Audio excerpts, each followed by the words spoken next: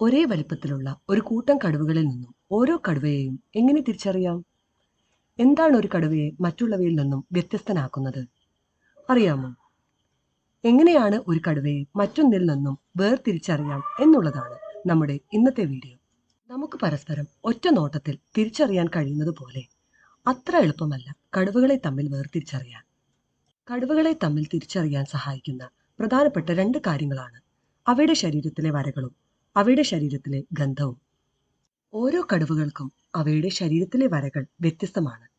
കടുവകളുടെ ശരീരത്തിലെ വരകളുടെ വ്യത്യാസം മനസ്സിലാക്കിയാൽ അവയെ തിരിച്ചറിയാൻ എളുപ്പമാണ്. കടുവകളുടെ ശരീരത്തിലെ വരകൾ അവയുടെ രോമങ്ങളിൽ ആണുള്ളത് എന്ന് കരുതിയാൽ തെറ്റി. ഈ രോമങ്ങൾ ഷേവ് ചെയ്ത് കളഞ്ഞാൽ അവയുടെ തൊലിപ്പുറത്തും ഈ വരകൾ കാണാനാവും.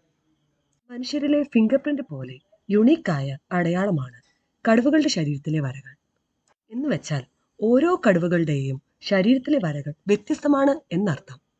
അതുപോലെ തന്നെയാണ് ഓരോ കടുവകളുടെയും സ്വതസിദ്ധമായ ശരീരഗന്ധവും. കടുവകളുടെ കാൽ വിരലുകൾക്കിടയിലുള്ള ഗന്ധഗ്രന്ഥികൾ ഒരു വ്യക്തിഗത ഗന്ധം അവശേഷിപ്പിക്കുന്നു. ഈ ഗന്ധം തിരിച്ചറിഞ്ഞ് കടുവകളെ വേർതിരിച്ചറിയാം. കടുവകളുടെ ഈ വ്യക്തിഗത ഗന്ധം അമ്മ കടുവയുടെ കാൽപ്പാടുകൾ പിന്തുടരാൻ കുട്ടിക്കടുവയെ പ്രാപ്തനാക്കുന്നു. പിന്നെയും അടുത്തിടപഴകുന്ന കടുവകൾക്ക് പരസ്പരം മനസ്സിലാക്കാൻ അവയുടെ പെരുമാറ്റം, മുരൾച്ച, സ്പർശം എന്നിവയിലൂടെല്ലാം കഴിയും. Thank you.